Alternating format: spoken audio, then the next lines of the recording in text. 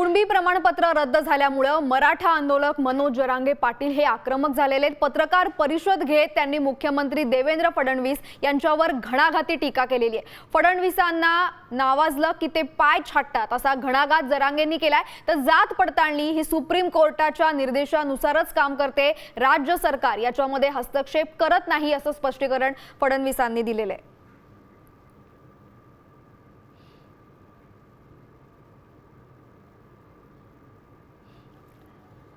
मनोज जरांगे पाटील यांची काही वेळापूर्वी पत्रकार परिषद होती आणि त्यावेळी त्यांनी घणाघाती टीका मुख्यमंत्री फडणवीस यांच्यावर सुद्धा केलेली आहे। फडणवीसांना नवाजलं की ते पाय छाटतात अशा शब्दामध्ये त्यांनी मुख्यमंत्र्यांवर टीका केलेली आहे।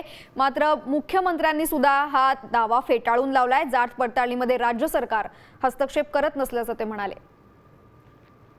ऐका फडणवीस, आयला तुमचं मत चांगलं चाललं होतं, तुम्ही उगाच मराठी अंगावर घेतली। तुम्हाला नवाजाली गेलं ना, तुम्ही अशा टंगड्या छाटीता।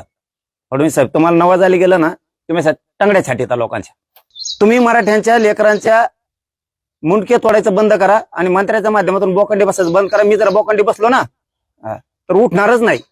प्रमाणपत्र जेव्हा जात पडताळणी समितीकडे जातात त्यावेळी या जात पडताळणी समिती पूर्णपणे सर्वोच्च न्यायालयाच्या निर्णयाच्या अंतर्गत काम करतायत।